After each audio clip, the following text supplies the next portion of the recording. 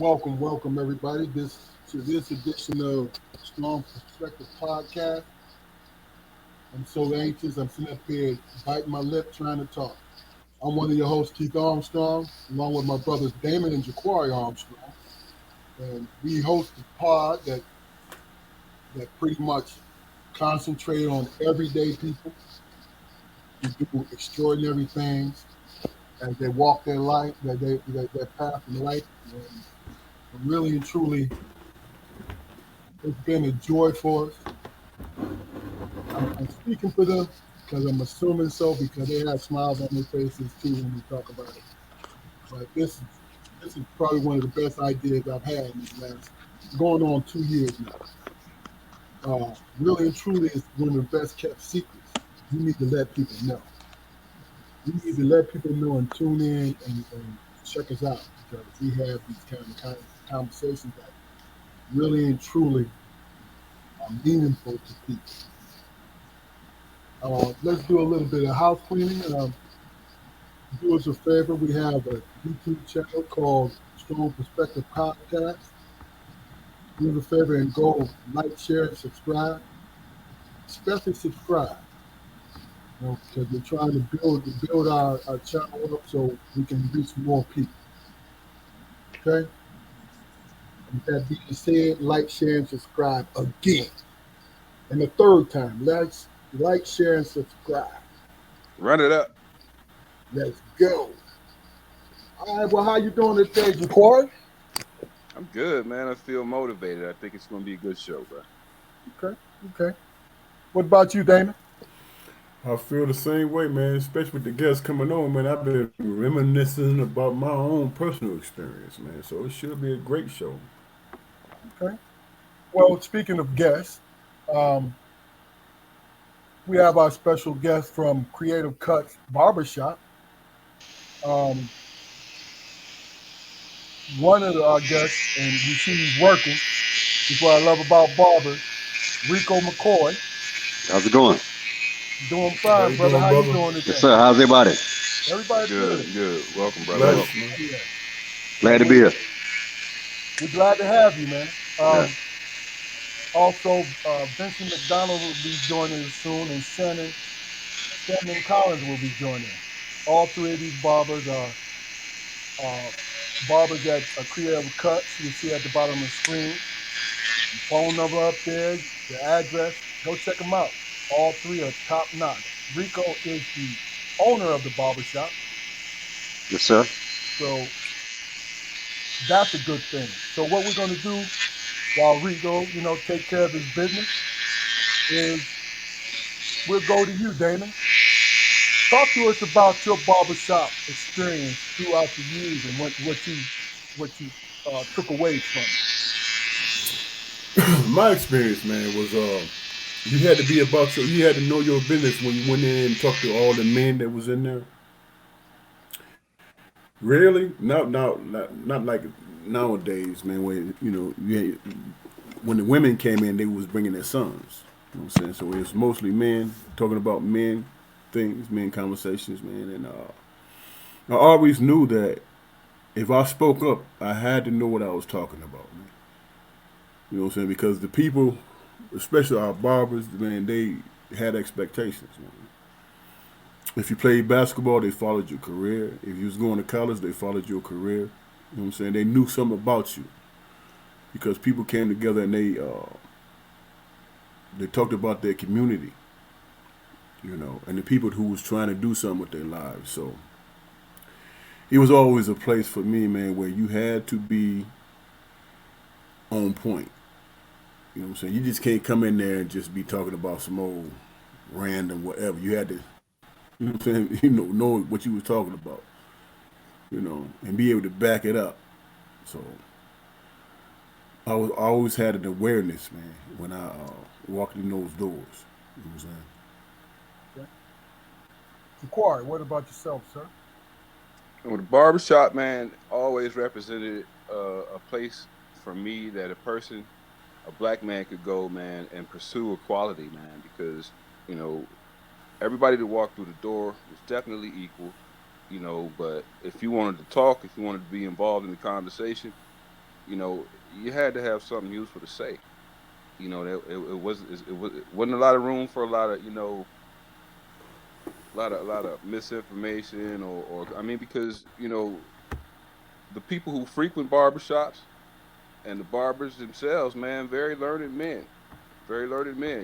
I mean, their world, you know, their paths cross with a lot of people, man. So they experience a lot of things, So they speak on topics like politics, religion, what's going on in the community or whatever, and they usually have their ear to the ground. So when you went inside a barbershop, there's a certain way you had to present yourself, man. This is the standard of manhood in our community, and any deviance from that, you know, usually was questioned. Whether it was accepted or not, that was left up to each individual.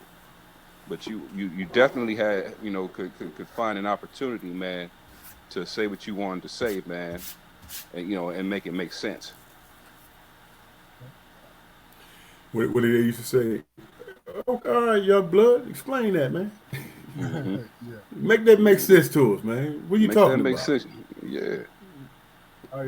I think my view of it has always been because every time we went, until we were able to take ourselves, our father went with us.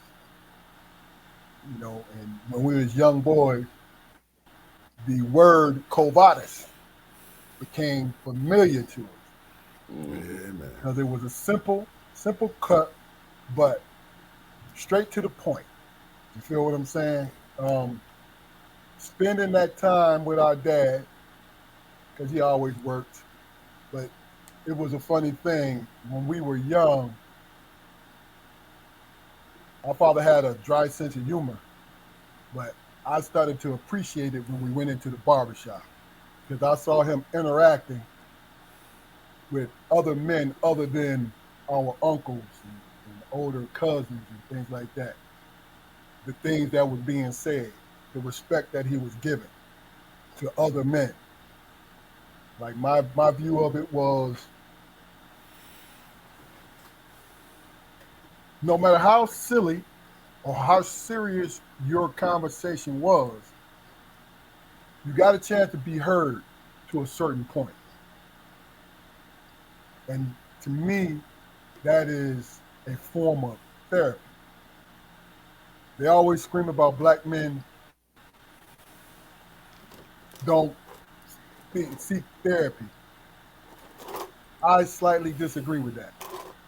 We don't go to the doctor because we're always busy working And they always find something. and always find something. But as far as therapy, we self-medicate with the drink, with the smoke. If you single, with the women or whatever indulgence. You feel what I'm saying? That's therapy. Well, the polar, the the standard is always the barbershop. If you get a good one now, not all of them are good barbershops. You feel what I'm saying? Because human nature always sneaks in there. Human nature is always around. So it's some jealousies, it's this, it's that. And there's some barbers who can't cut. You know what I'm saying? So mine was my feeling about it is it was a safe place. Safe place for bullshit, but safe place for sincere shit too. Talking sports and all that. So, you know, do you guys have any fond memories of the barber shop while we waiting for the other barbers to come on and all this? Let's start with you before. Well, I mean, just as soon as and it lasts, to this day, man.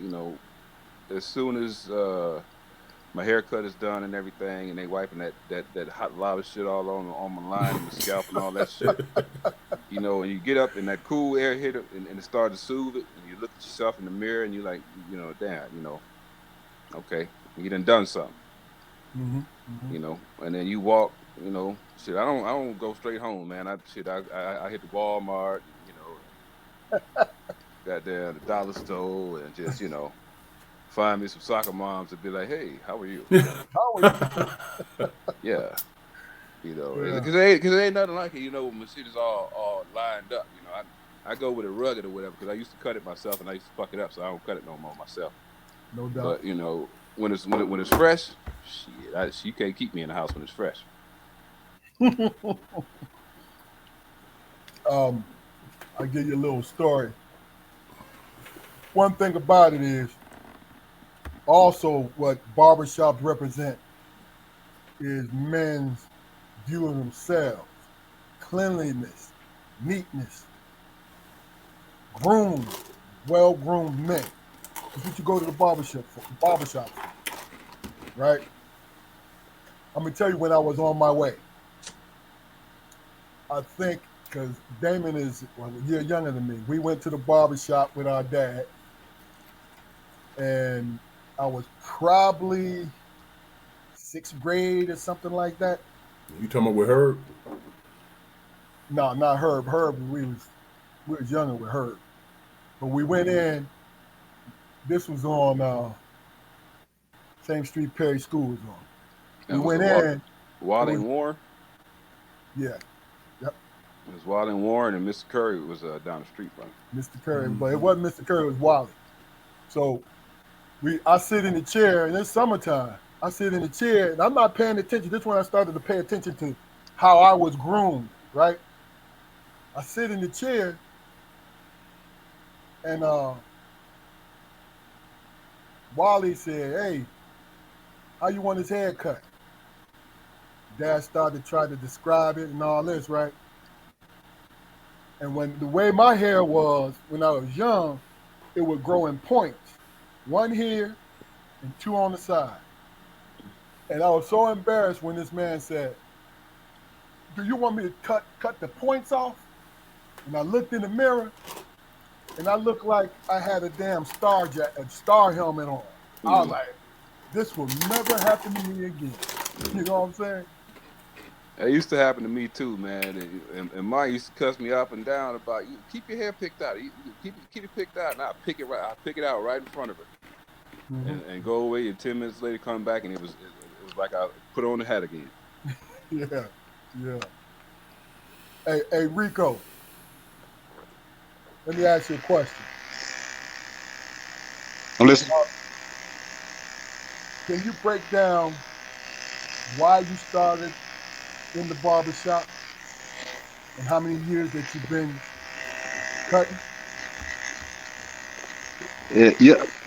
Well, I've been doing it for 20 plus years, and how I got into it is a family member who was concerned about me, and they gave me a more stable choice to do in life, and it happened to be barbering. I went to barber school, and I've been doing it ever since. That's how I got into it.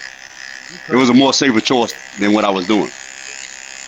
I mentioned earlier that Creative Cuts is your establishment. How long have you been a business owner?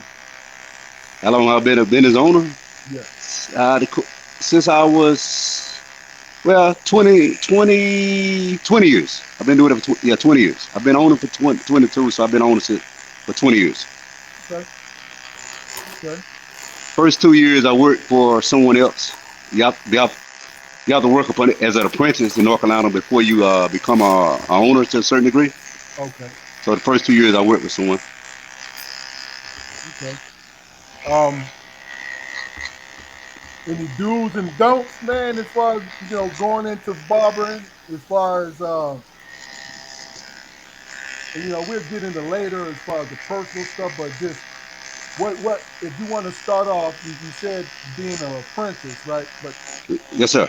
once you start to establish your own shop, what's the most important thing that you need to pay attention to keep it afloat? Well, for me, customers, and punctuality. Okay.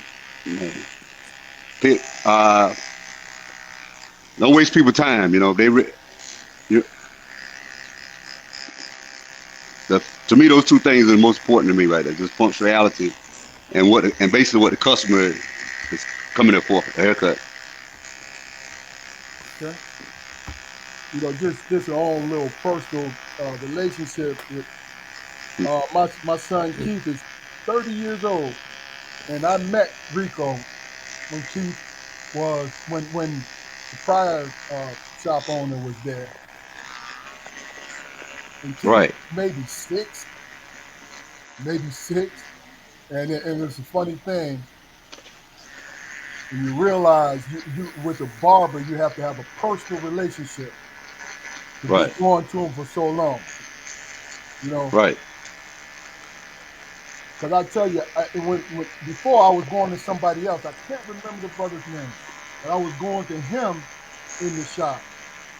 And then when you moved to the other side, and when you took over, I started going to you. Right. Yeah. So, like I said, I've seen the transition. Oh yeah. Because I think I've known you for 18 to 20 years. And that's Right, right, crazy. right, right, right, right. I don't So mind saying I was 22 years old then, man. You was a youngin'. I was young, man. Yeah, no question. I was the same age my son was at this moment. wow. And So no, and go ahead, you no, I was gonna say so being the owner of the shop, Rico. I mean, how many chairs do you have? At the moment we have four, but I had maybe eight at one time. Yeah. Okay, now are all the other barbers in the shop independent contractors or do they Yes, work for sir. you? So Independent contractors. okay, okay, and one last question. I don't want to step on no toes or No, anything. no, no, no. Absolutely, man. Any question you want to ask me. I'm open book. All right, now in order to have that relationship, I mean, has there ever been a time where you just didn't vibe with a barber and you had to part ways with him? Absolutely. Okay. Come with the territory. No, the silence, Rico, is just to elaborate for a little bit because we're kind of curious. Okay, okay, cool, cool, cool. Hey, Rico, you use Yes, sir. absolutely. You use absolutely. So Yeah, yeah, yeah. I mean, they come with the territory, man. You know. yeah, yeah. Yeah. I don't want to get into any specifics or Nah, anything. nah, nah, nah. I wouldn't do that. Yeah. But it How come would with the territory. how would that process go, man? How long would it take for you to to check the vibe and see if it's gonna work or not? I mean, I'm gonna say this: a man will tell you anything to get what he want. I mean, to get in the door sometimes. A woman will too. I mean, it's just we have to wait the man out or the woman out to see what they're going how their work performance is. That's the only way you can really tell what they're about by watching, watching the work performance, punctuality. Mm. So to answer the question, man, it's a time process. It's a time consuming process that you wait them out, see what they bring to the table. Mm. Okay, so really, so let me ask you a question. Yes, sir. It's a monthly rental kind of situation with your guys, your Week to contractors. week. That's week to week. Oh, it's weekly. Okay, Yeah, Weekly. week. Yeah. okay, Okay. okay. Woo. You got it. You got to be there. Yeah. I mean, yeah. But I mean, I gotta say that I've been blessed to work around a bunch of good guys, man. I mean, great barbers, just Yeah. great people. You know, I've been in this game for minutes, and like I said, I've been blessed with more good than bad. Uh-huh. Mm. I mean, I will say that for the record, you know. From a personal point of view, I've seen some, and this is from a good space, characters Right. coming through your. barbershop. Right, right. And we need those characters too, man. Oh yeah. They definitely. I will say this, and I hope it's the same with the characters that they were for me just like I was for them. You know, they Yeah. helped me get to where I am right now. They're the way whatever they did right or wrong, it still helped me to get to where I am right now today, to be the man I am today. For that, I say thank you to to any barber, that has worked here, anything, because it has helped me grow as a man. Have you ever had the opportunity, man, to take a young dude under your wing and like get him into barbering at some point? I have, I have done it as well. I have done it maybe. Let me see. I want to say I maybe help with three barbers, manage to get them off the ground and get them into a barber shop, get them into this profession. That's a hell That's of a a good thing, track man. record. Yeah. Yeah, that creates a lineage, man. It does. Oh, they do, man. It creates a DNA out here, man. Hmm. Duh, duh. So let me ask you this then, and really just speaks, but your personal opinion Mm. about it. From a scale, and excuse me for doing it this way because I'm just trying to gauge from a scale to 1 to 10. What do you feel? This two-part question. What do you feel the importance of a barbershop when you were a kid, and the importance of a barbershop today? So, as a kid, I really don't have like a lot of barbershop history. My father cut my hair. Okay. Okay, but I do remember going in with my mother when he wasn't in town, and it was just an opportunity to get around older men or men, that's older than you are, to just listen to how they talk, or, listen to what was going on, as far as behavior of men. You get an opportunity to see that from a different perspective than your home. When she did drop me off, I did, I got to see other men interact with each other. Thank you. You I, know, I hope I answered the question. Hmm? yeah, you did. So, All right. what about What? today? Okay, now today, for me, it, it would be the same thing to a certain degree. I'm able to gather a lot of information from a lot of customers, man. A lot of things that I need for my own personal life, and I'm also able to maybe help aid them in things they may need because I have gathered it from someone else, and it may be something they need. So there's so many different people come through here, with different things, different careers, different professions. You can pick up certain things from it. Yeah, that's true. I And we get got a counselor come here. We got a psychologist uh, that comes through. You listen to some of their stories, the patients they have, then you listen to how they talk to them and how they get them to the point where they feel better about life. You kind of take some of that stuff they use or some of the stuff they said, and you apply it in your life or apply it to the next customer in some cases, man. so That's deep. being a yeah, being were you a conversationalist prior to becoming a barber, or did you develop it as you've been doing it for your 20 plus years? Nah, I think by nature, I'm the type of guy I just rather keep to myself by nature. But this game here, you will have to interact with people in order to be successful. Okay. So the conversationalist and learning how to speak to people, I think it came from just interacting with people so long and different type of people. You learn how to listen and learn how to talk as well. Listening is key, isn't it? Yes, sir. Absolutely. You know, I can only imagine, and the type of conversations you have while cutting hair.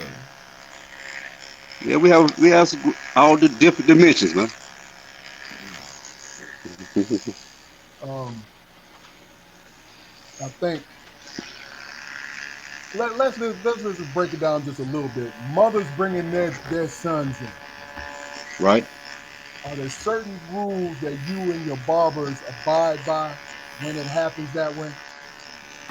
Like as far as decorum, how you move once a lady is present.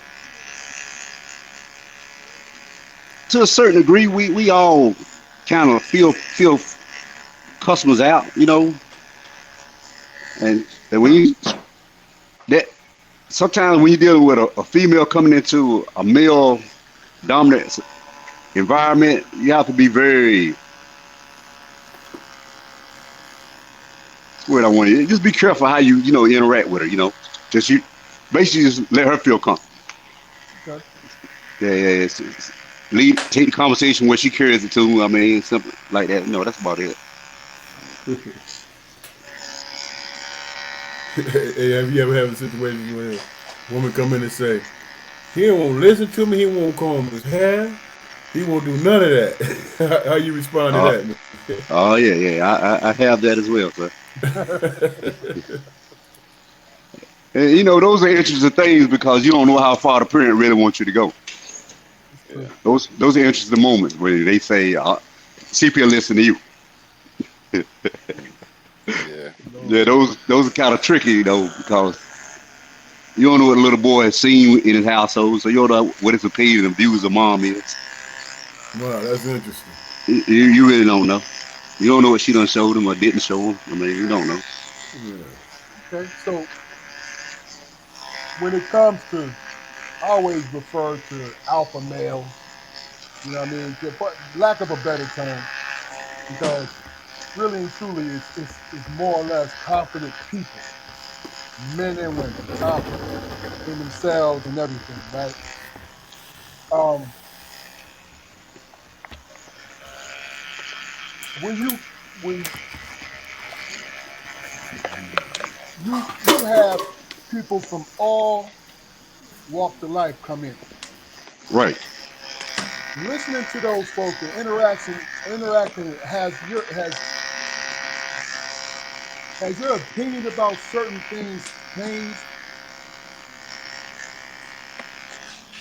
before? Had those kinds of conversations changed your view about what you initially began feeling? Interact with those people.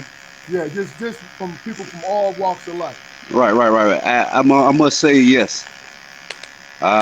Sometimes you have to learn why the customer does what he does or act the way he act. And sometimes once you get the story, then you understand why he or she is the way they are. Yeah, I mean, but once you realize that, then you pretty much they have opened up, allow you to understand why they are the way they are and what happened to them.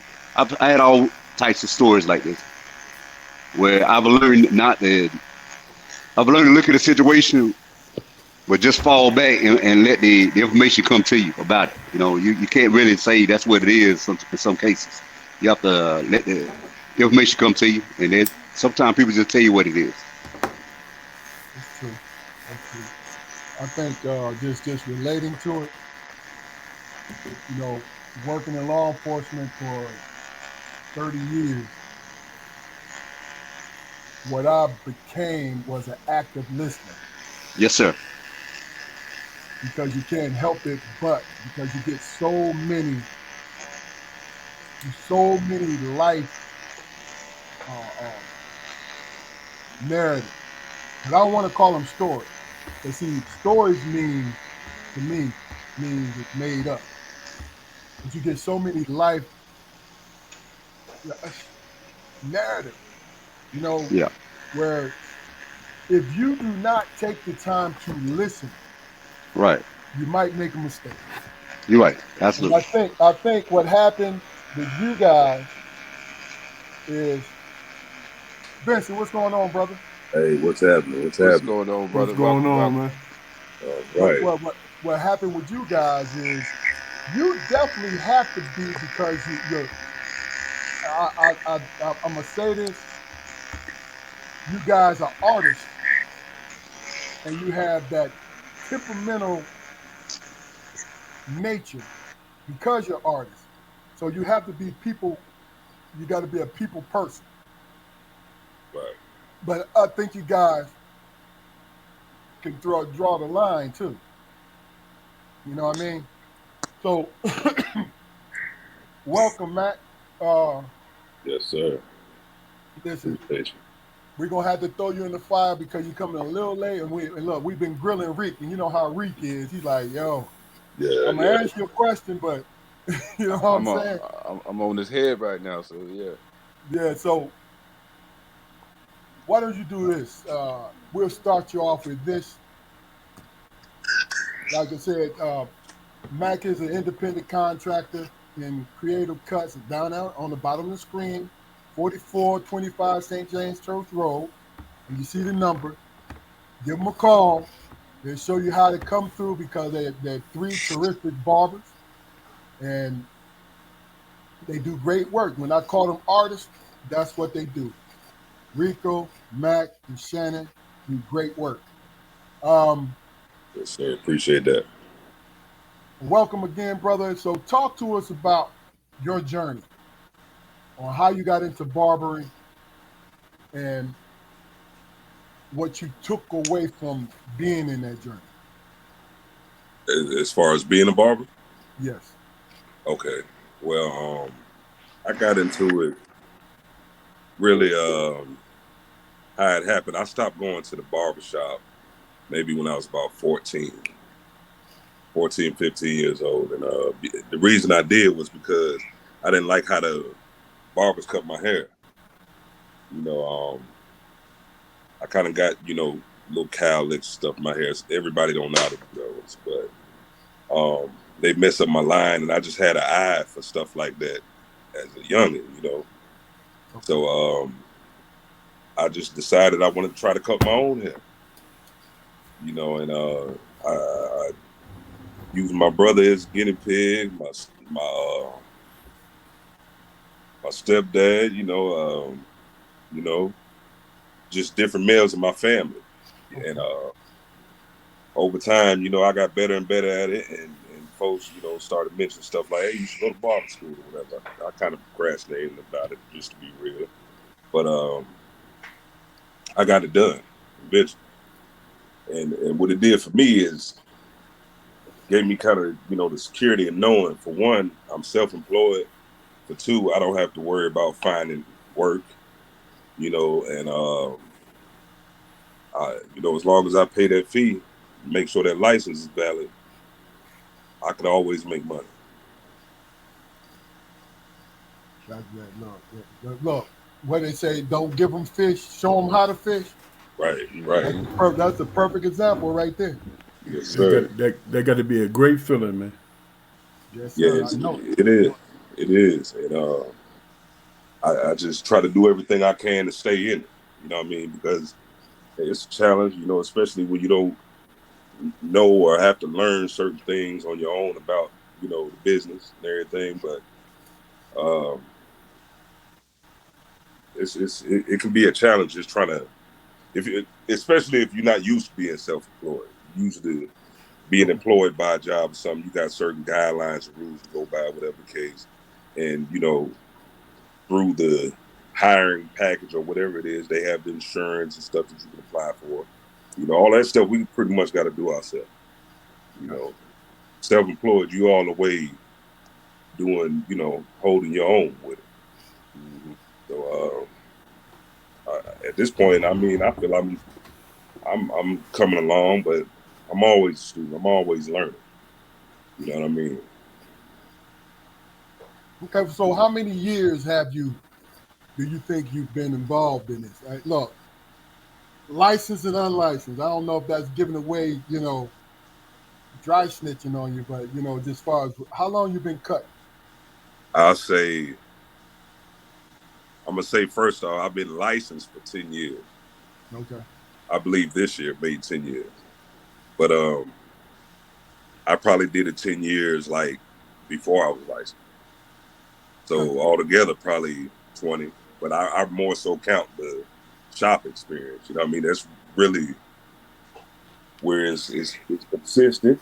You doing this every day, all day. It's a repeated thing. It's repetition. Yeah. So to me, that's where it really the experience is. Before that, I was like self-taught. I pretty much learned trial and error. Okay. I taught myself how to fade, and all of that, but I just didn't know the techniques like I did once I went to school, and they actually gave me the breakdown, showed techniques and what guards to use and how to put the line in, take it out, that type of thing, Okay. But yeah. You didn't have YouTube back then, because we can go to YouTube for all kinds of shit now. Yeah, for real. For real. But what that does, that shows that you had talent. You know what I'm saying? You guys, and I'm not being facetious when I say that I think barbers have artistic natures. They're artists because what they do is craft. What you guys doing is crafting someone's self-confidence. Right. You know what I'm saying? You're crafting the confidence for that brother or that sister in that chair. Because when they get out of that chair, they feel good about who they are. Right. You know what I mean? Now, yes.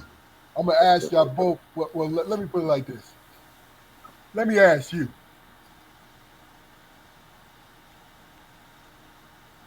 When it came to your experience, did it change anything about how you thought because of the different people that sat in your chair? Like, did it change your point of view of life by the different conversations that you had with those folks in the chair? Yeah, I'd say so. I would say so. Can you elaborate a little bit? I know I'm putting you on the spot, but this is one of the questions I asked Ricco. No, you good. I mean, I feel like a natural observer, listener, and a observer. Anyway, so it's like I listen just to kind of hear what the person has to say sometimes. See what kind of walk of life they come from. Like, to me, I'm interested in that sometimes. Like just different people having conversations with different people. I feel like we can learn. We may be able to learn from each other. I may be able to learn from them, or they may be able to learn from me. I feel that. Yes, sir. So I'm assuming that you guys love your independence. I know it's hard work for you. Absolutely. But you love your independence. Now, have you, Ricco answered this earlier, have you helped people in the profession get on and move forward, either by advice or, you know what I mean? Yeah. So yes, what compelled you to do that? Because somebody helped you, or is it just your nature? A little bit of both. It's my nature, but also like, sometimes when you're in a situation of going through something, you may not be able to see it the way you need to see it, but when you got somebody on the outside looking in, they may be able to see something that you don't. So one of my homeboys, we riding and talking one day, he was like, "Hey man, you ought to go sign." I may have cut his hair that day or something. He was like, "Hey man, you need to go ahead and sign up for barber school because this advertisement came on the radio." And it's just, at that particular time, it was something about when him saying that to me that I did it that same week. Went ahead and signed up. And it's been on ever since. Okay. And last question, then you'll be all caught up, brother. Okay.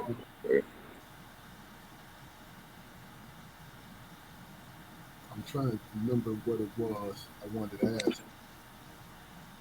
Because, see, a lot of times But let me just say this: the folks who watching this live, feel free to ask questions of these young men because they're willing to engage with you guys. I'm gonna put it on the screen, and we'll address it. And just like I said, if you're watching us live and you got a question, please engage with us. Okay? And Mac, this is what I'm gonna do. Yes, I'm sir. going to a Jaquari's segment, and then afterwards I'm gonna come back to you. Okay. But Jaquari, it's on you, brother. Okay, Uncle Spo says, man, just in keeping on track with the subject of the day, man. My experience with barbershops and the men who frequented barbershops, growing up.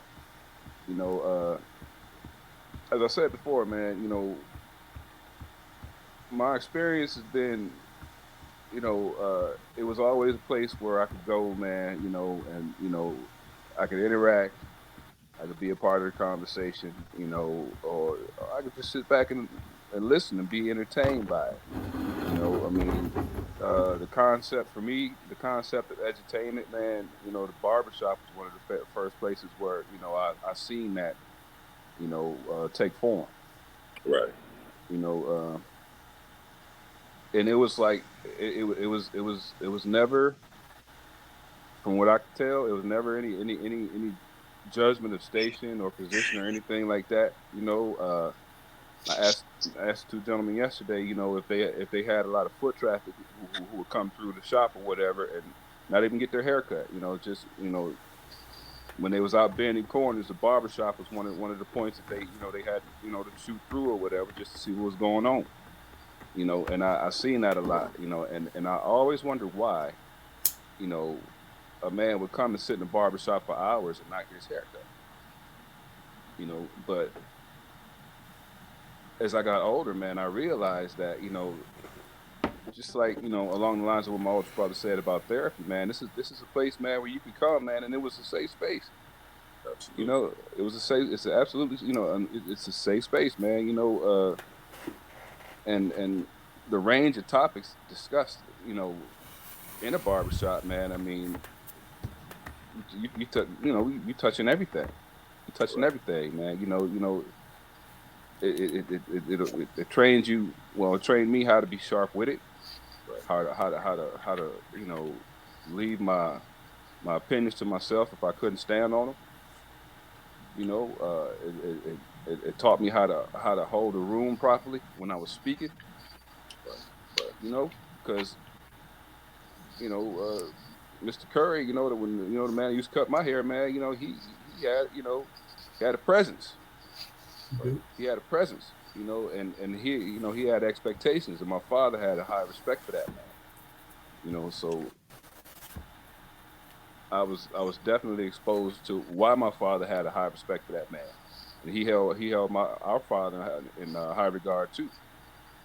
So I got into the habit of stop and pass. Whenever I was around Perry School or whatever, I always stop past, stuck my head and go, "Hey, Mr. Curry, how you doing?" "Oh, I'm good, little John. How you doing?" Be safe. And that was my connection to that part of town. You know, Right. I could always go there, man, and see people who I'd gone to, I was in school with, people who were going to school, my older brothers or whatever, man, and everybody was connecting, and we was all in there rapping. Sometimes he had 4 chairs, no 3 chairs, so many seats or whatever. But sometimes you go in there and it was dudes standing up, Right. dudes standing up. You know, the concept of waiting for hours for your barber to get done. Yeah. You know, that's loyalty, man. That's respect. And Most and definitely. at the barbershop, growing up, that's where some of those things in me were honed, man. So I've always loved the atmosphere, man. I always loved the atmosphere. Right. Right. But that's what Uncle Poe says. Okay. All right, well, let me ask this, man, because let's really get into it. And then this is for you and Jaquari. Then let's get to a couple subjects. Okay.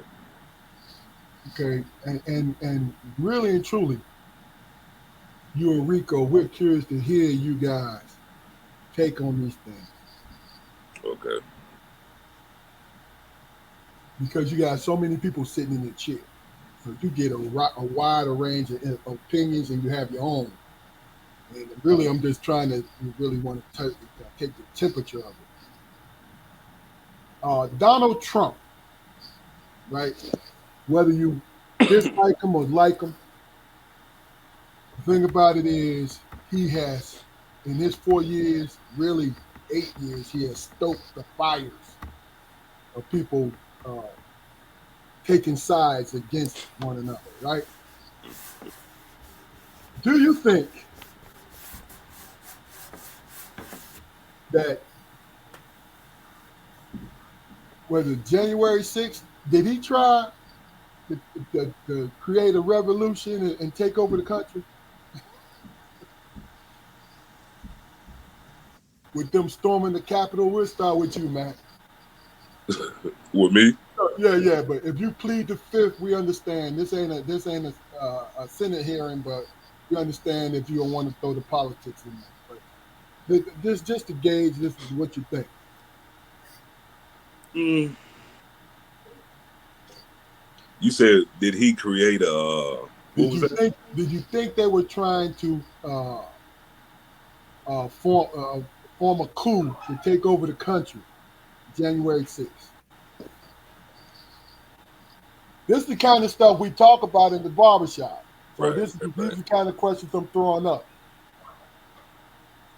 Hey, all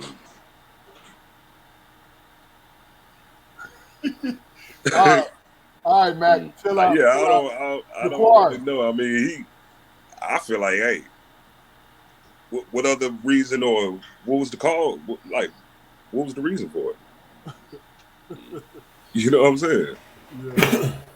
Yeah. I think they're trying to make up for it by they keep indicting him for shit. You know what I mean? He jaywalked, then they did a federal. They charged him federally for that shit. Yeah. But let's start with Damon, and you'll see what I'm talking about, Matt, because Damon is our resident political pundit. Okay. So tell me what you think about that, bro. He absolutely incited the insurrection. That was his main purpose because he felt like he was above everything, above the law. He was the president. He can pardon himself and others based on his own personal ideology, man. That's exactly what he did. You know, and I think most people that watched it, man, recognize that fact. But it speaks to who they are, you know what I'm saying, and what they truly represent. You know what I'm saying? If you got somebody that's brave enough to be a racist, then it's going to incite other people to do the same. You know what I'm saying? That's exactly what it was. Ain't no sense in messing words about it.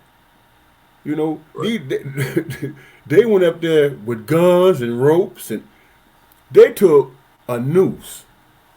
Right. They took a noose. Now you know, if you present a noose to a black person, that's a felony. Yeah. You understand what I'm saying? Absolutely. That's a felony. These people took a noose to the Capitol to hang the vice president, man. Wow. You know what I'm saying? It wasn't, as much as they want to, they can say it was all symbolic. If they'd have got a hold of Pence, you think they would have hung him? I think they would have roughed him. You know what I'm saying? I think they'd have put the rope around his neck. You know what I'm saying? So, to answer your question, was the intention there? Yes, it was. Because if you look at the backstory, what they say, he was sitting back watching it. Yeah. He didn't intervene. He didn't stop. He didn't do anything when those police were getting attacked. When that woman got shot. Think about that. She was part of the insurrection, man. But when that woman got shot, you know what I'm saying? Right. He could have came and said, all right, man, enough is enough. A life was lost. A woman, life was lost. Y'all need to scale it back, man, and move on for anybody else to before anybody else get harmed. He didn't do that. Okay. You know what I'm saying? He didn't do that. So yeah, absolutely, that was intentional. He did that on purpose, man. Ricco, you with us? We'll ask him when he comes back. He probably Can you hear me? Yeah. So All right, cool. What's your opinion? What's the question? Was Donald Trump what now? Was he trying to? Well, they call it an insurrection. And the definition of an insurrection is revolution. So, do you think Donald Trump was trying to pull a coup on the United States of America?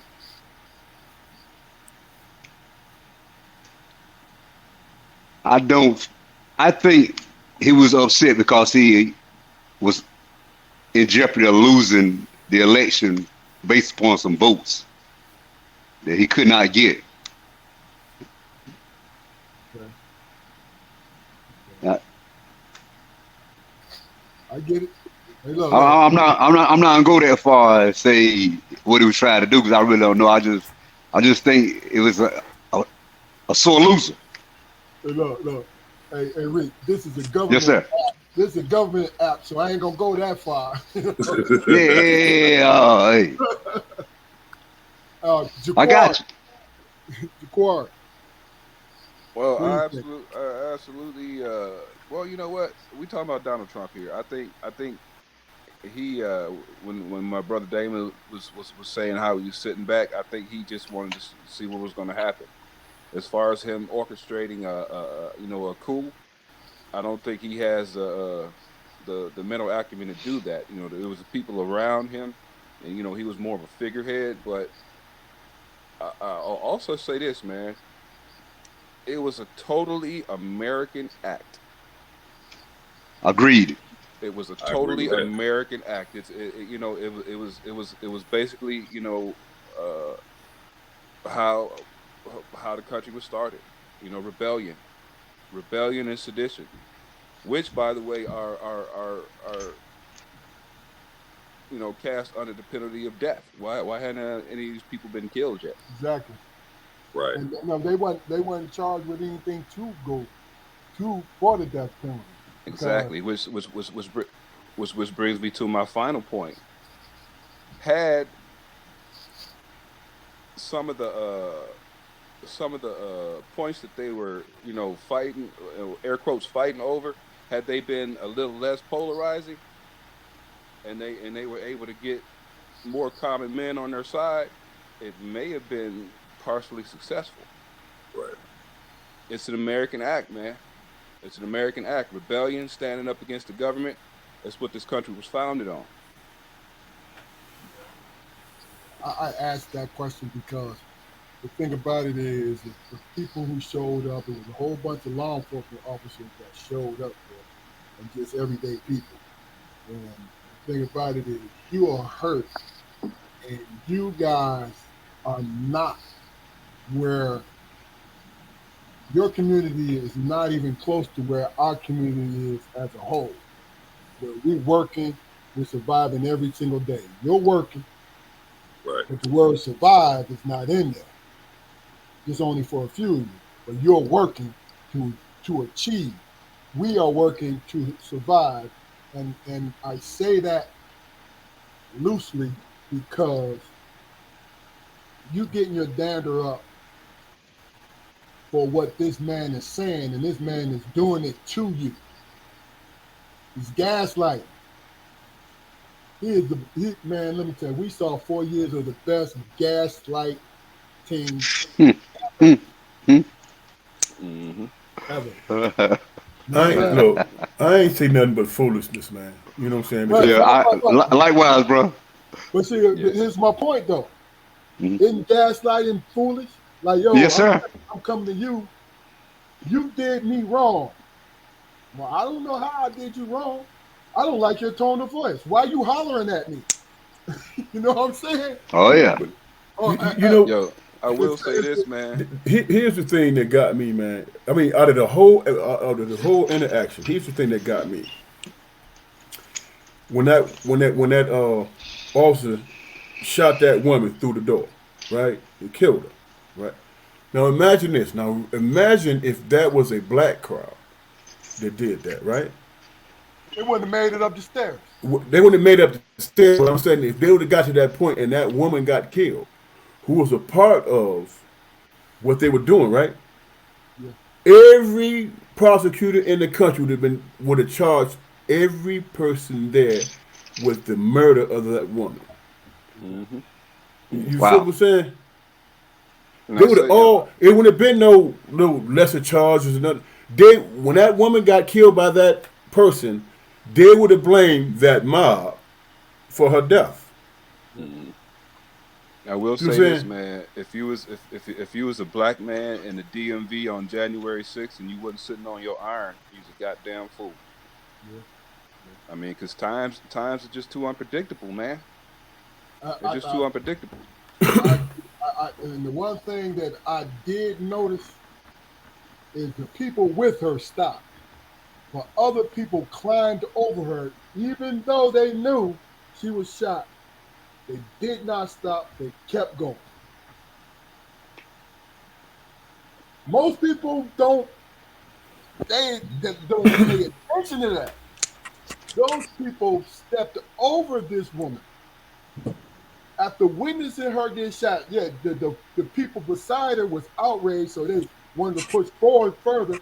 But then there was other people who came up and was stepping over her to get into that building.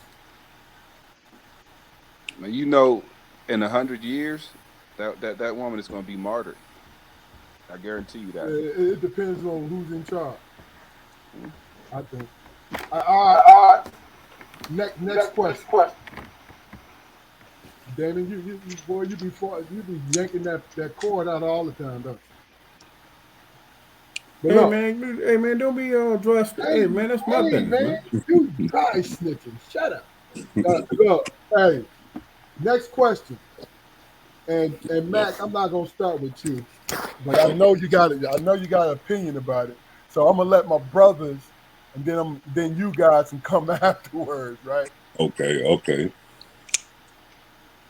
By the folks and your experience, Jaquari and Damon, but by the folks sitting in you guys' chair, you gauging it over the years. What is the man's role in our communities? The man's role in relationships, in your opinion, and we'll start with you, Jaquari. Well, I mean, we spoke about it. Well, I tried to speak about it a little bit yesterday about and the situation I posed was, well, the question I posed was, why are black men fighting black female evolution? And it sparked, a semi heated debate or whatever, because a lot of, a couple of guys didn't really understand, what I meant by that question. Uh, it's rough, man. I mean, to pinpoint one thing, it's really not at this point. It wouldn't do us any good. All right, You no, know, no, no. You're right. That's a broad question. Let me put it this way: in your heart, if you can make it so, what is the man's role in our community? I mean, I fought. I'm conservative. So shit, and I'm traditional, man. So me, I, the breadwinner, the protector of the home. The king of the castle when I'm right. But also having the flexibility for discussion, man. You know, it's relationships in any home, man, not just black home, are should be, in my opinion, should be formless. They should be like an amoeba, man, and absorb the things that's going to push it forward, and expel the things that's going to hold it in place. It's Okay, always got to change. gotcha. It's always got to change, man. We as black men, the world has an expectation for us to be leaders in innovation and in entertainment and you know, all sorts of worldly things or whatever. But you know, so much turmoil is created in our houses. You know, whether it be from outside or you know inside, man. You know, we've lost that over the years. You know, the world. I said it before. The world doesn't look for us for innovations, you know, positive innovations anymore. It's just fuckery. You know, that and that instability, man, is spilled over into the home. So as far as growth goes, man, you know, we're concentrating on if it's a good home, it's, you know, we're concentrating on the growth of our children, you know, but we refuse to, you know, let go of the stagnation. Everybody's got to grow in the home, man, in order for it to prosper. Everyone. Agreed. Damon. What is a No, man's no, no. role? Hey, before you speak, we know you're very knowledgeable. Hit a home run so we can get to these guys. Because I So know you straight to the point. in other words, keep it short and sweet. Yes, sir. Here's the thing, man. If you're a single man, your role is to be the best you that you could be, man. You know what I'm saying? And don't deviate from that. You know what I'm saying? Meet that goal, that long and short term goal that you set for yourself. You know, don't allow the world to knock you off your square, man, because that's what the world do, especially if you're a black man. If you're married, man, your role is to do the same thing, but also provide an atmosphere where your family feels safe to do the same things. You know what I'm saying? Because the only thing we can do, man, as individuals is to be the best us we can be. You know what I'm saying? To be the best us we can be. And sometimes, man, you don't recognize that. And that is the father, that is the man's job is to you know, to shine on. I mean, let that your wife and your offspring to know that, hey, look here, you don't have to be anybody else but yourself, and that's what the world's need. That's what the world need because you have a purpose. You know what I'm saying? Don't deviate from that. Don't deviate from your purpose, even if you pass or fail. Sometimes you have to fail to recognize that this is the path I need to go in. You know, but the man's job is to make sure that it is a safe atmosphere for your family to be the best person, individual person that they are. You know what I'm saying? And then you let and you convince them, you drill in their head that the world has to conform to you being your best self. You don't have to conform to the world being something that you're not. Because you're going to always fail in that regard if you're trying to live life outside of yourself, if that makes sense. Okay. Yeah. Ricco, Yes, sir. what's your opinion, brother? Yeah, if you would, man, just allow me to holler at Mr. Mack here, one of the greatest barbers in Wake County here, too. What's up, man? I got to holler at you, bro. What's up with you, bro? What's going on? What's up with you, bro? What's up with you? Yes, sir. I'm good, man. One of the greatest, y'all. Oh, yeah. Okay, Right. answer the question. Appreciate that, bro. Yes, sir. I think, piggyback on what he just said, you have to present the best you when you're in leadership, in a family, and as well as a single man. I add to it, you just don't want to never lose your courage. You want to keep evolving, keep leading, and make sure the people around you don't lose their courage to keep changing and growing with the family. Absolutely. That's real. Okay. Yeah. Great answer, man. Matt, Yes, sir. so what do you think?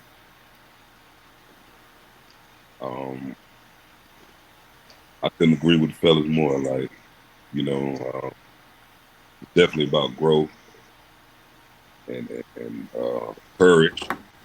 You know, because it takes courage to be able to be a leader. You Yes, sir. know, I definitely think that, just all kind of as a family working together and growing together is very important. So yeah. Okay, so tell me, guys, and I'm staying with you, Rico and Matt.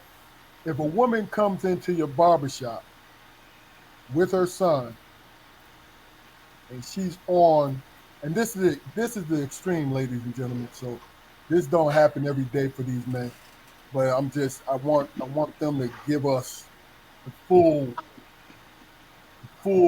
spectrum of their experience. A woman comes in and you can tell that she's been hurt by the things that she says. You know, why black men this and why black men that and why black men hold us down and different things like why don't black men step up?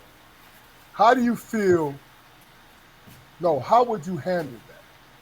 Just through your experience of people sitting in the chair and different things like that. Mac, we'll come with you, bro. I feel like, you know, first off, I'm gonna listen to hear what they got to say about it, and you know, that may and just let them know that may have been your experience, but everybody's not that way, you know.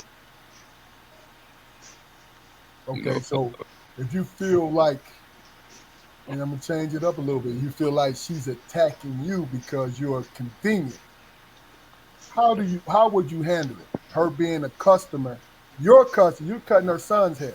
Okay. So how would you, as a professional, and just as a man, handle that?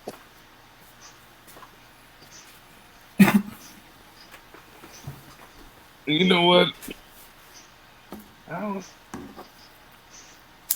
as a professional, I mean, it really kind of depends on how heated it may get, you know. Okay. Um, and that depends on how I'm gonna handle it, you know. Because I feel like if it get too crazy, I don't have to really service you with this extraness. You know what I'm saying? Okay. Okay. So basically, what I imagine you would do is hit him with the Barry White voice and no, sister, I'm on your side, and they good. Hey, I mean, that works sometimes. I can sometimes calm folks down a little bit. No doubt. No doubt. Because I'm naturally, I say, a laid back person, and just that vibe and hearing how I make approach the situation, sometimes calm. Okay. Rico. Yes, sir. So so just the same scenario, cutting the son's hair, and yeah, I got a little bit of a relationship, but it's right now at this particular day is adversarial. How would you handle it? How would you personally handle it? Her saying men. Yeah, just really and truly. Um, maybe she's having a bad day, and you're convenient because you've been her son's barber for a while, and it Right. seems, you know what I mean? So it seems that she's having a bad day. She's taking it out on men. Yes, Period. Is that what? yeah, taking it out on men, and you're the convenient one because you're a man. Yeah. Um, those situations, I think you have to weigh it out and make sure she's not seeing you that way. Okay, Right. Let her know that those opinions you have maybe about those people. But I'm not that way. But you want to talk? Let's talk. Yeah. okay. You want to address it? Let's address it. And that pretty much helps them get it out. Hmm. Got it. I got it. See that experience now. So Mm. You doing? So let me ask you a question. And you don't really have to go into specifics, but have you guys had customers who overshared and became emotional as you talk, men or women, became emotional, and it took you by surprise that they went there with that, and you kind of, I'm assuming you were kind of like their release of what they were going through. We start Yeah. with you, Ricco. Yes, sir. To answer the question, it's a yes. When you, as you said earlier, you have to be a good listener. I think when you just start listening to some people, that sometimes they just open up and they don't mean share too much. But I think because you're open and you're listening to them, it all comes out and it gives them a sense of relief. Okay. Okay. So, to answer your question, I have had that. Yes, I have had that. Okay. Okay. What about you, Matt? I've had that as well, and I agree with Rico, but also I say that I think that the barbershop, and if it's say like how the shop is where we work, a family type setting and things like that, comfortable, you know what I mean? That I think that vibe, along with our personality or the vibe that we give off, also kind of brings that. You know what I mean? Over time, folks, the relationship you build with them, they grow to trust you. You know what I mean? And then know that you, especially if you give them a listening ear, like they'll they'll really let you know how they feel. Some people are good. Some people are better at venting to people they aren't as close to as family. Sometimes Gotcha. I've noticed that. Versus a family member, they may feel like they can't talk to their family like that, but will come to the barbershop and talk to their barber. Gotcha. Okay, Jaquari, Damon, y'all have anything that y'all want to ask? Well, I just want to respond, man. If a female come into a barbershop, man, and it's all men in there, and they come with that controversy, as I'm trying to understand the question, they come in with that controversy. The first thing I see is that big ass monkey wrench on their back. You know what I'm saying? You're trying to throw a monkey wrench in a situation where it's all men who come to be themselves and be comfortable. What's your motivation? Right. Why would you come into a room full of men with drama? You know what I'm saying? That can potentially. What if a brother hear all that and say, "Hey, all right, man, I'm gonna holler at y'all later, man. I get my hair cut tomorrow." You know what I'm saying? But to be fair, when she's in a room full of people that she's been around, and I'm not speaking for women, I'm just responding to what you're saying. She's reaching out for help, even if it's a sharp. I think even if it's a sharp tone to it, because if she's reacting to Mac and Rico, in which she had a relationship with, and she's being condescending and things like that, deep down, I think she's asking them, help this make sense to me. And like I said, I might be reaching, you know what I mean? Because look, me personally, and really and truly, is a good point, Fluke. I don't assume that the barbershop is my safe place. You know what I mean? Because there's some men in there with sensitive personalities too. You feel what I'm saying? I'm not gonna say female because no, it's not about the gender. It's sensitive personalities that don't want to show weakness, but be getting butt hurt if somebody hurt their feelings. You feel what I'm saying? Yeah. But go ahead and finish, Luke, because like I said, I agree with you. I just wanted to throw that in there. I'm just speaking personally for myself. You know what I'm saying? When I Yeah. walk in the barbershop full of men, and then the female come in there and start talking about how black men ain't shit, I got a problem with that. All right. You know what I'm saying? Because I get it. that is not the venue or the atmosphere to come with that unless there you trying to start controversy, or you trying to put a brother that you're talking about on the spot. You know what I'm saying? Either way, is that when you in there, you want to have you want to have conversations about things.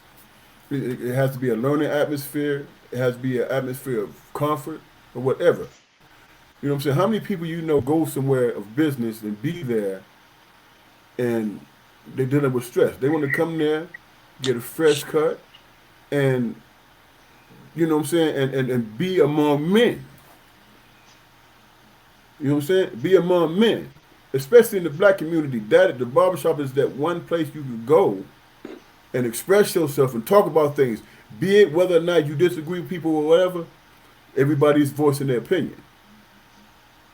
You know what I'm saying? And there ain't nobody pulling guns after they leave the joint. You know what I'm saying? It's just people giving their opinion about what their experience is.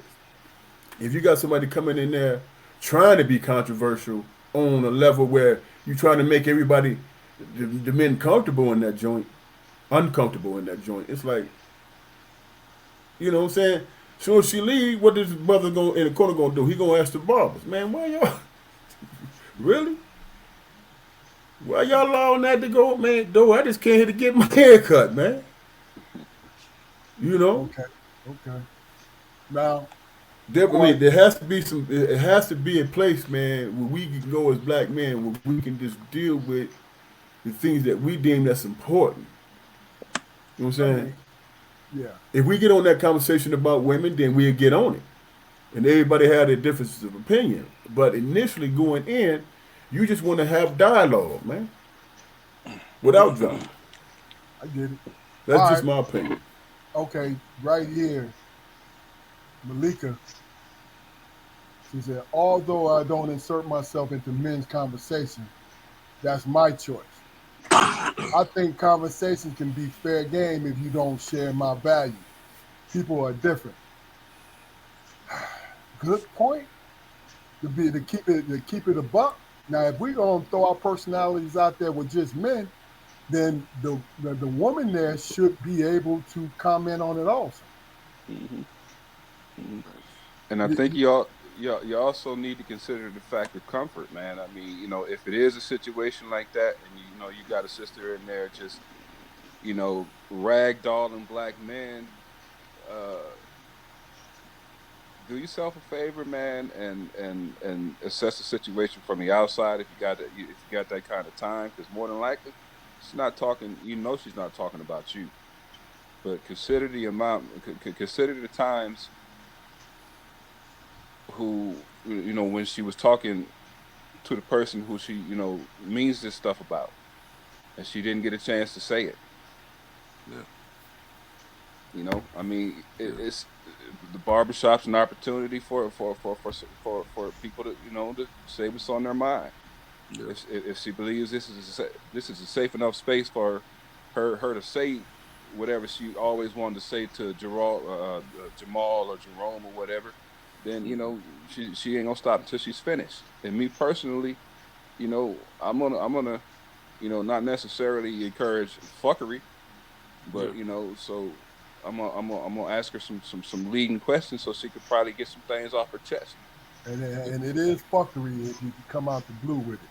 Yeah, Yeah. because I'm not interested in I'm not interested in gossip or anything like that. This woman has brought a young black male into an environment where she trusts me evidently enough to share some intimate shit about. You know what I mean?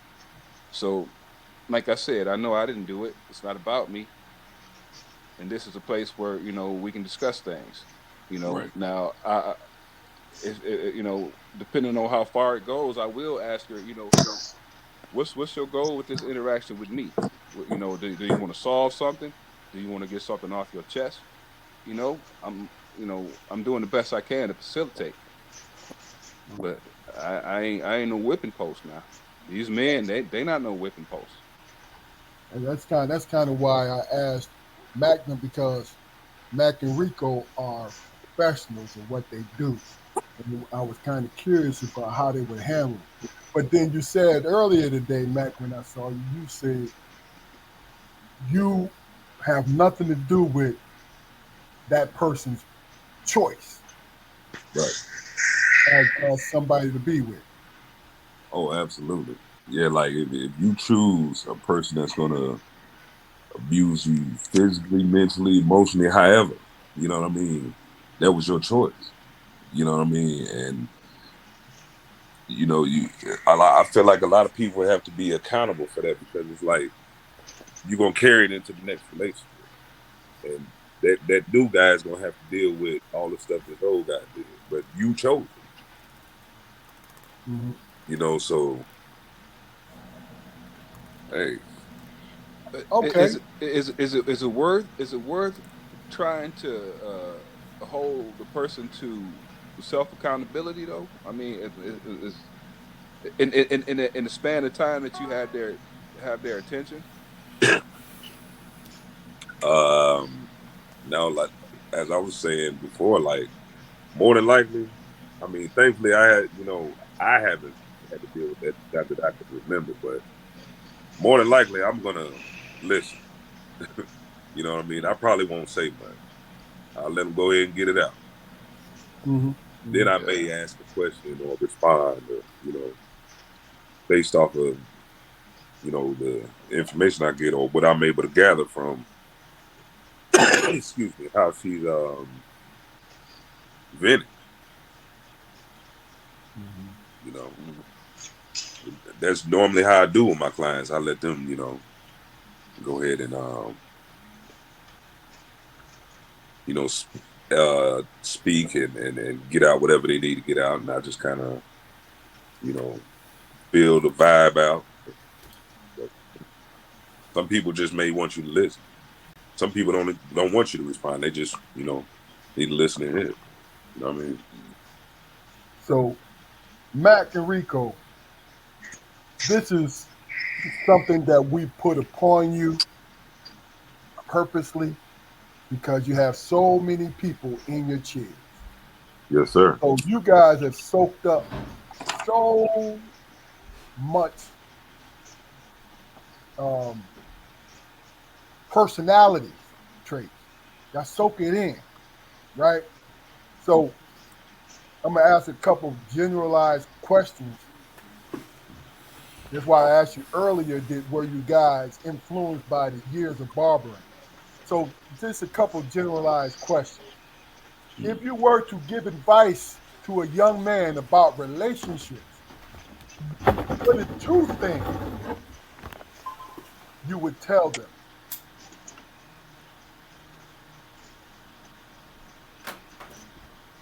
There you go, read. So, what Go what first. what is the truth I would tell them about a relationship?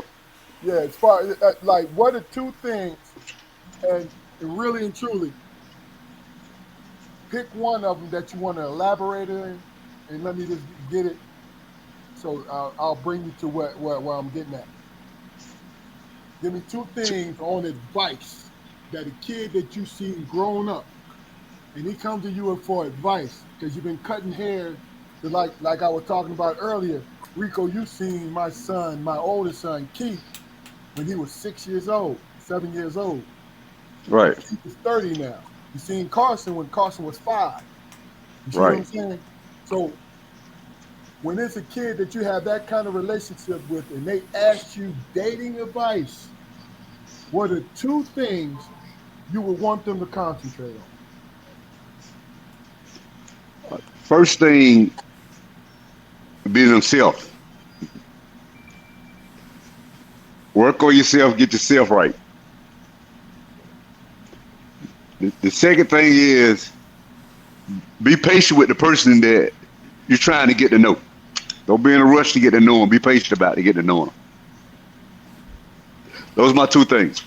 Okay, elaborate on one of them because they All were right. good points, but get the one that you're more comfortable with. Tell us about why you would give them that advice. Okay. All right. The one I want to elaborate on is working on yourself. I think in a relationship, the best way to start out is making sure that you are the best version of yourself. No one can beat you being you. And I personally believe you get the man right, you can get a few things around the man correct. And that, for me, that's the number one thing for us into a relationship. Making sure Rico is right. All right, say that again. You said once you get the man right, what happened now? That was a You can get a. jewel right there, dog. I'm gonna say you get a few things around the man right. If you get the man right, you can get a few things around the man right. I like that. I like that. That's a jewel. Yeah, Real. Yeah, man. I'm gonna use that one. Yes, sir. Yeah, Yes, sir. yeah, yeah. Matt, Yes, give me sir. your two, brother. Um, I would say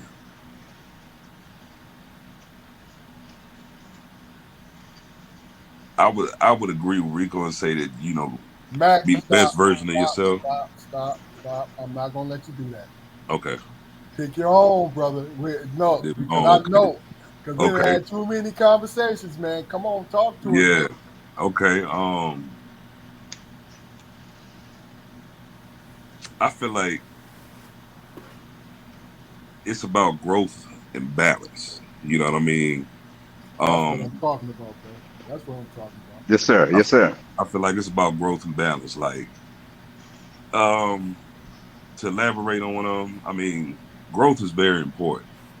And if I feel like you're with a person, and if y'all can't figure out how to grow together, you know, it may or may not be for y'all. You know what I mean? Um, and it's like even when you, like once you figure that out, and if you are able to grow with that person, just the two different personalities, you have to find balance sometimes because in ways you may uh, what's the word I'm trying? In ways you may kind of butt heads sometimes. Okay. Things like that. You know what I mean? Disagreements and you know, but over time through the growth, y'all will kind of find that balance to where y'all will allow each other to have your own opinions and not one person trying to influence the other person's opinion. You know, um, I I think that's all I got for it right now. Okay. And it was fucking great too, Matt. So He says fucking great. appreciate it. Yes, sir. Yes, sir. Hey, Appreciate you. Yes, sir. Detroit and Damon. All right. I'm gonna give you one, not two. Give you one. This real quick because we got some other ones I want to get to. All right. Pay attention to how you move when times is bad, and be fair. Damn. Okay. I like that too, man. Yeah. Oh Yes, man. sir. Yes, sir. Hey, Damon. Let's hit 1,000 on this joint, baby. No, what McCoy just said was true, man. When the true measure of a man is in his bad times, man. You know what I'm saying? Okay. Stop playing. Now I asked Matt not to do it. You pick your own. Well, Don't oh, pick that. well, look, I'm trying to get through life just like the woman is. I have my struggles. I have things I have to work on. You know what I'm saying? I think Max said, "Hey, have patience." Was it Rick said, "Have patience for me," Oh yeah. knowing that I'm not infallible. I'm gonna make mistakes. No And question. if you feel like I'm worth the time and effort, then be that. Don't change. Don't try to change me into something that you're Prince Charming because we know that don't exist, man. Right, right. That's People kind of are who they are, man. As long as you can keep your individuality, and respect the person's their individuality, man, then 9 times out of 10 it's gonna work out. Okay, coming back to you guys, Mac and Reek. Yes, sir. Give me your definition. We'll start with you, Reek, and you're gonna know why when I ask the question. Give me your definition of monkey business.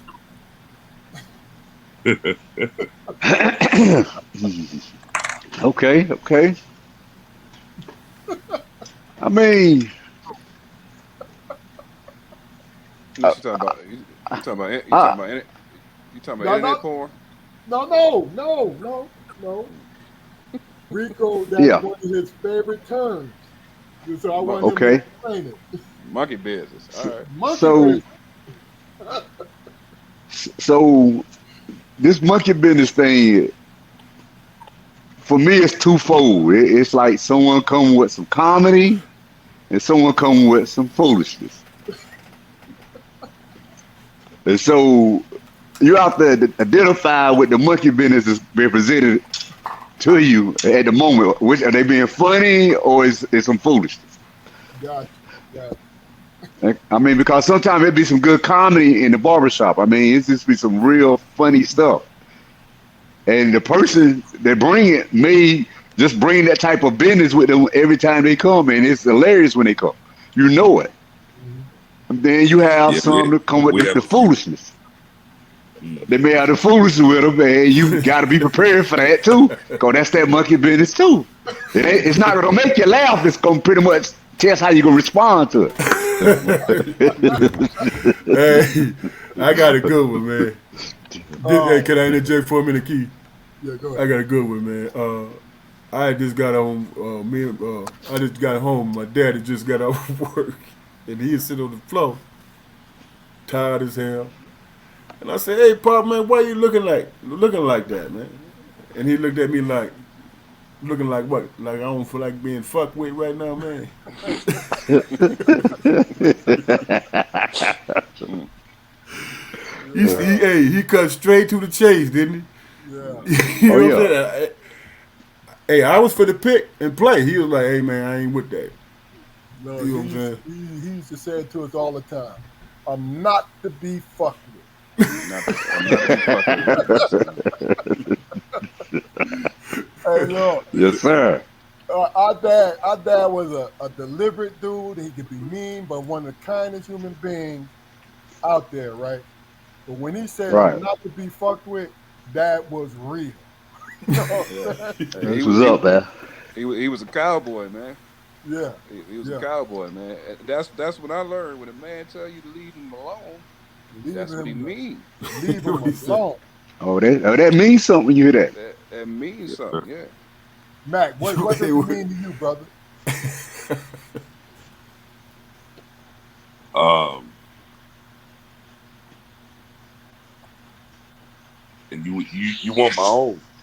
Yeah, yeah. I mean, look, you look, you done heard it many times, and you used it many times. So what do you think?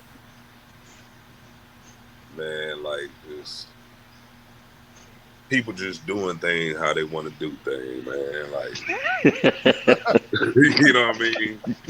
They don't care nothing about how nobody feel about it or nothing.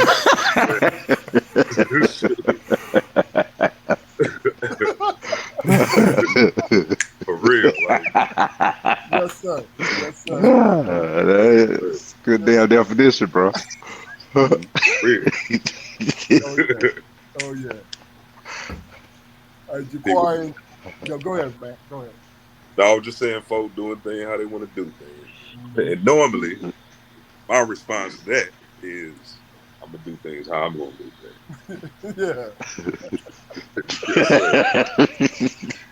Hey, Jaquari and Fluke, I'm not gonna ask you that question because I can tell that Jaquari talking about porn and shit. Oh, he No, didn't know what I was talking about. monkey business. Y'all call it y'all call it monkey business. I call it jackassery. Jackassery. Yeah, jackassery. Yes, sir. Look, I tell you, my dad probably was one of the when he was being serious, probably one of the funniest human beings you ever want to meet.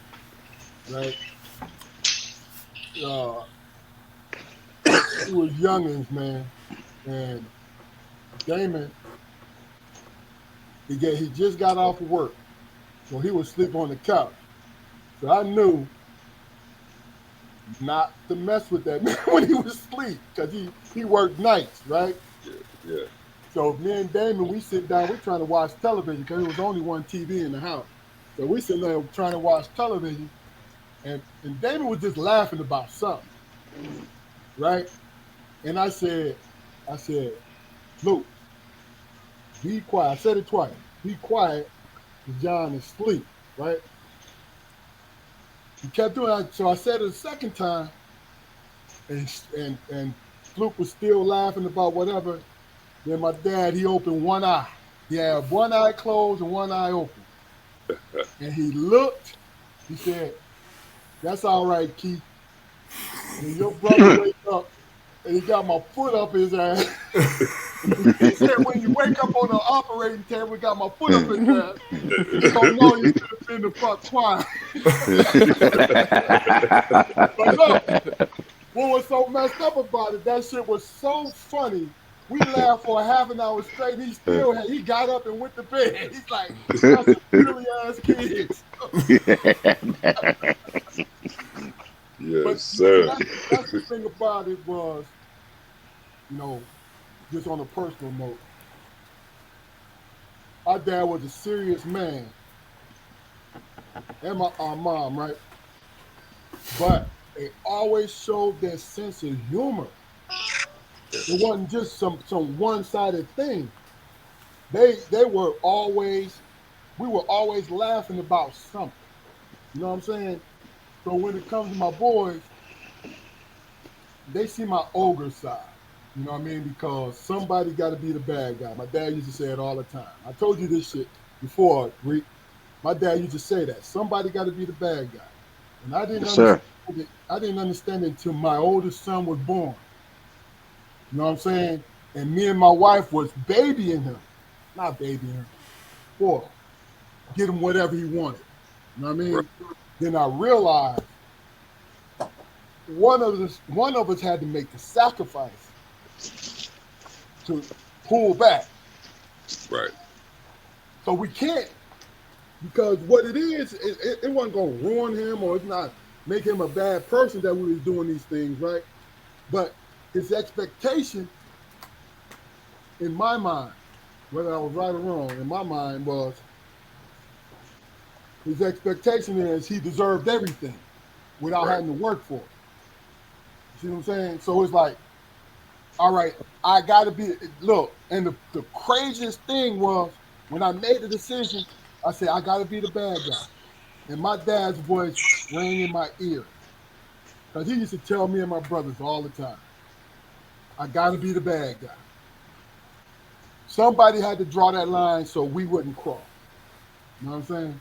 Right. And it's a funny thing. Like we'll sit up here and reminisce and laugh, but it was the truth. You know what my response was to that?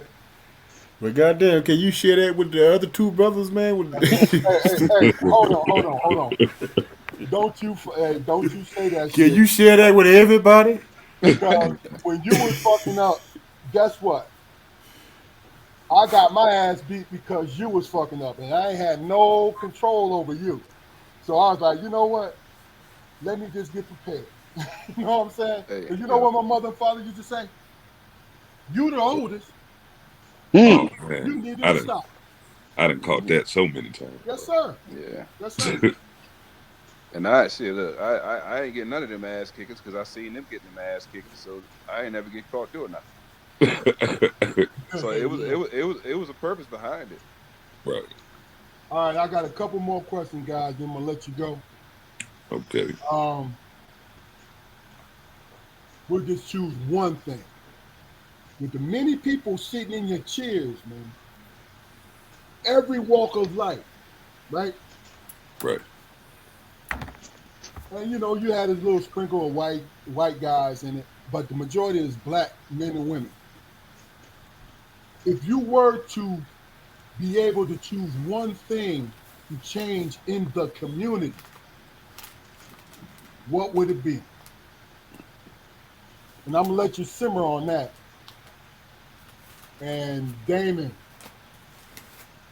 real quick, Damon McCoy, I want y'all to comment on that. If it's something that you would change, because we only have our small picture of who we interact with on a daily, but these men interact with many people daily. Okay, so we'll start with you, Damon.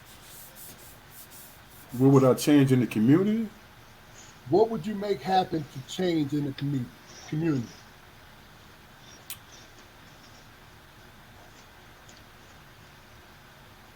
I don't know. I mean, as far as I think, man, that everything that each individual person go through, man, is their maturation process, man. It helps them to be a better themselves. Okay, but no, I'm asking you. What would change? What would I change about Yeah, myself? yeah, no. If you had the power to make a change in the community, what would it be? If I had the power to make a change in the community, I would. I think I would make sure that we as a people are more independent, self-reliant. We depend on each other. Damn, good point, bro. You know what I'm saying? Go ahead. Because the world that we live, man, it's a bartering system, man. If you got something to trade, then they deal with you with respect. If you don't, Mm, you know what I'm saying, you basically are undesirable. You know. Yeah. Yeah. Damn. So yeah, that's what I would change. damn, man. Shit. If I That's could snap, I got old fingers, so I can't snap no more. But that's Mm, hey, mm. Jabari, we was just talking about that, man. But go ahead. What would you change? You know what, man? It's strictly fantasy, man. But I would uh I would shut down social media at 5 o'clock, man, and I would have all fathers in all households read to their families. Ooh, shit. Okay. That's different and that's powerful at the same time. Yeah, it doesn't matter. Doesn't that mean they can read a comic book? They can read the Bible. They can read freaking Forbes magazine as long as young black boys seeing their fathers actively reading and comprehending what they read. Okay. that's important. Okay. Reek and Matt, I want you to understand that we are taking in consideration where your daily interaction with people every day, listening to them, interacting with them every day. And I'm kind of asking a little bit more, right? Because me and my brothers have these conversations all the time. So that's why they were quick to go to what they wanted. I'm asking you to think a second, and I'm gonna give you about 10 seconds or so to uh, think about it. Right. What would be the one thing that you would change? You feel what I'm saying? Now, you don't have to get deep if you don't want to get deep, but it's about you. See, I'm giving you 10 seconds by talking. It's about you, your Yeah. personal choice of what you would change. I got one. Go ahead, Matt. Um, I think I would. I'm not sure as far as how many programs, things they have out here for the younger generation like that, but I remember there used to be a lot more things, a lot more summer programs and stuff like that for them. You know, and just program stuff like that. Give them some type of direction, something to do. You know what I'm saying? Because a lot of stuff that's happening these days is happening. Like crimes and stuff like that is happening younger and younger. You know what I mean? So I would definitely work on something like that for the younger generation.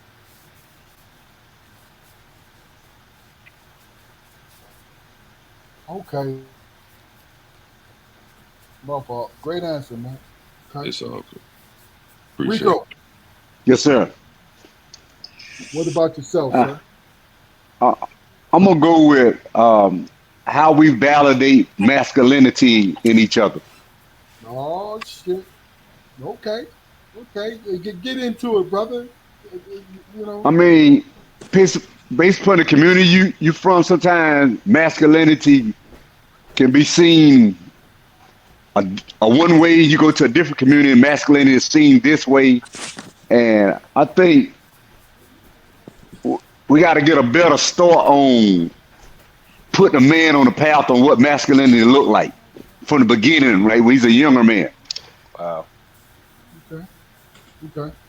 So Rick, Yes, sir. if you want to, what is your idea of masculinity? And I'm asking this to the other three also. What is your idea of masculinity? The things that the core things that you stand on, the things that make you who you are, Okay. and I mean your ability to do the right thing, your judgment on is this right or not right. You know how you take care of people around you. You know those type of your community. You know it can be shown in different ways on how you want to show your masculinity. Okay. I don't I don't necessarily say it has to be nothing forceful or anything, but it just how do you express your masculinity when in the community amongst each other. Okay. Okay. Matt, what Yes, is sir. your definition of masculinity? Um,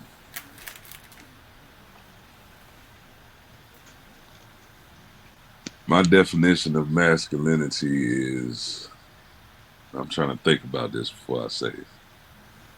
All right, do you need to think about it because I can go to somebody else? Yeah. I need to, because I want to choose my words correctly. I got you. Damon. My definition of masculinity, man, is I mean, we know what the world's definition of it is, but how do you fit in that, man? You know what I'm saying? Personally, how do you feel you fit in it? Because there's some things some cats, man, fight and die for that I think is ridiculous, man. Yeah. You know, Okay.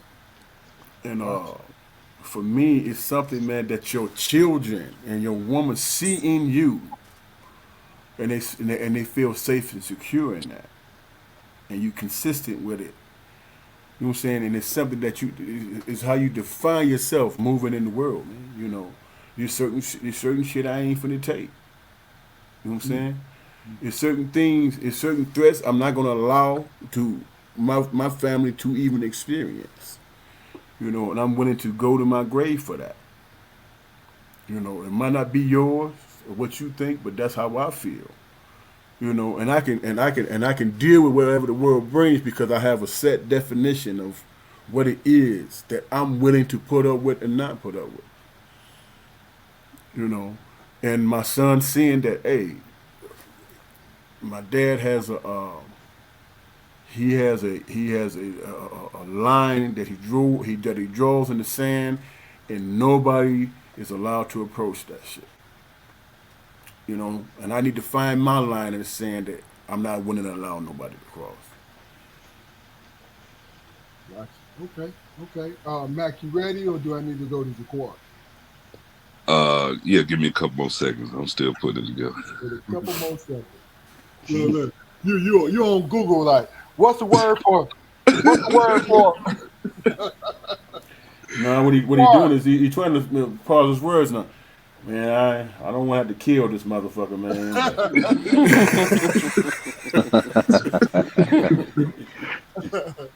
He trying to Quad. make that sound good. Yeah. Yeah. Quad. What's up? To me, man, masculinity is your ability to regulate yourself. You know, is your adaptability, man. Sometimes you got to be an anvil, and sometimes you got to be water. You know, both are equally strong, but one is immovable in some cases, and the other is it forms to everything. You know, you take examples of like examples of hyper masculinity, like you know some aspects of being an alpha male or whatever. You know, those traits are like hyper inflated to the point where you know society accepts will accept a certain sect of that section of that society to face punch as a first fucking option. But you know, a person, a man that's a truly masculine man understands that face punching is always an option. Right. You know, there's several steps that you're supposed to and I would say required by nature to go through before you get into anything physical. You know, masculinity, man, is modeling right behavior with no apology. Gotcha. You Damn, boy. know, it's my claim to fame. I'm a gentleman to everybody. I hold doors. You know what I mean? I hold doors for men sometimes. You know, for me, it doesn't frustrate me that a man will walk through a door that I'm holding. You know, it frustrates me that he don't do it in turn. Gotcha. But do I address that? No, I can't address that because it's necessary for the people around us, men, women, and children, to see that example. This is what a man does. A man extends himself. You know, a masculine man understands that service is the root of what a man is. Mm. And that's it. Okay. Matt. When I think of masculinity, I think of like a warrior, a leader. You know, a man of value. Um, uh, um, I, I just had it. Dang. No, you good, man. Shit, you on the roll right now, dog. Yeah, like I feel like it.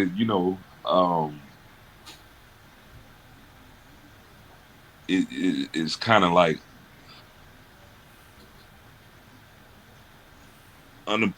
unapolog. Hold on, how am I trying to Un- unapologetically. unapologetically being that example. No You know what I'm doubt. saying? That's a Uh, good point, though, Matt. That's a good point. Yes, and sir. you know, that's it for me. Yeah. Okay. Well, this one of the questions I'm gonna answer too because I have to. The way that I see things, you know, masculinity for all of us, the five of us on here, had its evolution because we get, and I mean this not in a very condescending way, we get the white version of masculinity. Right. A hunter with the spear in your hand, ooga, ooga, ooga. You feel what I'm saying? Right? And I started there. And then I realized that when I understood that I could be a violent man, that it wasn't enough. That wasn't enough to identify who I was. Right. See, the fact that I evolved into being a violent man, but still was able to keep my core personality, which is wanting peace. And what I ended up doing was realizing the truest form for me of masculinity is knowing what you can do and what you don't do and not proving it to nobody unless you have to. That's my definition of it. Damon, this is your segment, brother. once we're done, we are going to end this episode, which you guys have thrown out some gems. You hear me? Remember to like, share, and subscribe our shit. These gentlemen did a terrific job. You see at the bottom of the screen the name of the barbershop, the address of the barbershop, and the phone number. 3 great barbers. Agreed. Let's go. Thank you. Thank you. Sir. Damon, it's on you. Tomorrow is my grandbaby's birthday. A second. She'd be 2 tomorrow. Happy birthday, grandniece. Love you, baby. Happy Happy birthday. Happy birthday, honey. And I was with her today, man, all day today, and I would challenge her on different things, man, and she just blows my mind, man. This child know her shapes, she know her colors, she can count up to 50, recognize the damn numbers. It's just mind blowing the things that she know at 2 damn years old, man. Unbelievable. And she can talk. She articulates herself. And Armstrong. Go ahead. As I was watching her, I was thinking to myself, man, I have to take care of myself better, man. Because I need to be around long enough to make sure nobody messes with that. That she does not, that nobody makes her feel like she's diminished, weak, or any of that. That she will continue to learn and grow and be strong until I'm not on this earth anymore. And I'm willing to protect that with my life, man. And I was thinking, how many of us feel that way about ours, man? And it's, and I was thinking about that. I was like, damn, man, how far have we moved away from having that kind of love and compassion for each other? And I think us to a man and woman have to ask ourselves that question. And realize, man, that it's worth it, because there's so much stuff happening to our youth that it's mind blowing. Mind blowing, man. So just me observing my grandbaby made me hold on and stand up to that commitment to our people, man. Much respect, bro. Huh? What'd you say? Much respect to you, brother. Oh, that is my commitment, man. That's my recommitment. Because once my kids got grown, I thought it was over, but it's not. It's never ending, man. It's not. That's right. Ending, So I imagine, man, what y'all brothers, man, see on a daily basis, man. I know y'all, the subjects that y'all hear, man, covers the whole broad spectrum, man. And y'all some humble brothers, man. I got a lot of respect for you. Just by my interaction with y'all now, man, how y'all carry yourself. And I know y'all done heard everything. So hey, salute to both of y'all brothers, man. Likewise, brother. Likewise. Y'all do. Not only is y'all can visit people, hey man, your hairline don't go all the way back there like that. Yeah. You know what I'm saying? Hey, Let me show you. Hey, Not hey, only are y'all making people look good, man, y'all people's therapists too, man. Hey, Fluke. Real Hey, talk. Fluke. They probably had to tell the dude, "Hey man, look, your mustache ain't gonna never connect with your beard, bro." Yeah. Okay, Hey, listen, I be go wanting to ahead, say let me. it so bad, bro. Yeah, go ahead, go ahead, let me clean it up right for you. Yes, sir. Yes, Listen, sir. You know, these men, including Shannon, are self-esteem experts. I've been trying to think of a good way to put that because once you create your art on somebody's head or their beard, you boost their self-esteem. Yes, sir. What it is. Yep. Yes, sir. Yes, sir. Yep. You know what I'm saying? Um, Yes, sir. great job, Luke. Uh, Yes. guys, we're gonna bring this to a close and stay on once we get off live. We're gonna be on for a couple minutes, man. Then we're gonna let you guys go. But the bottom line is, this is not a one-shot situation. We're inviting you back. We would love it when Shannon come on and just to get the energy from the three of you guys because, like I said, Ricco, you said it earlier.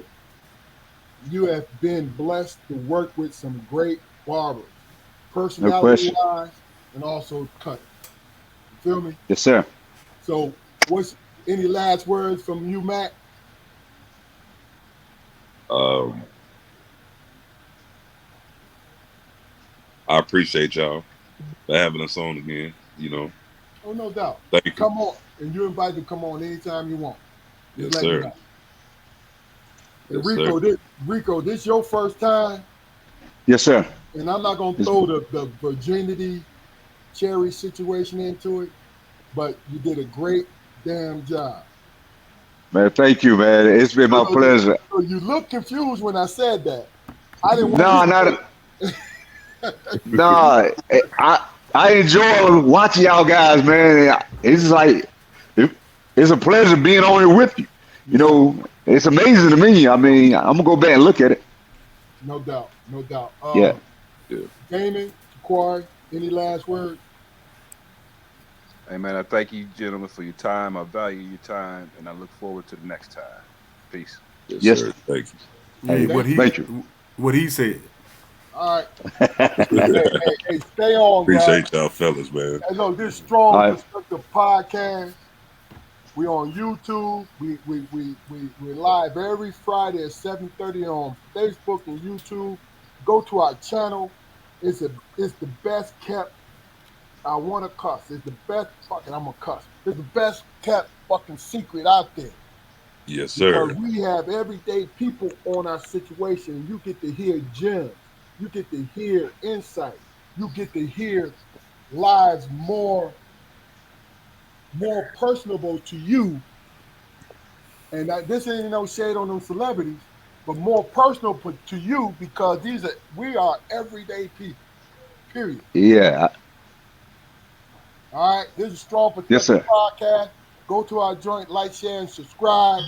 We out of here. Peace. Peace.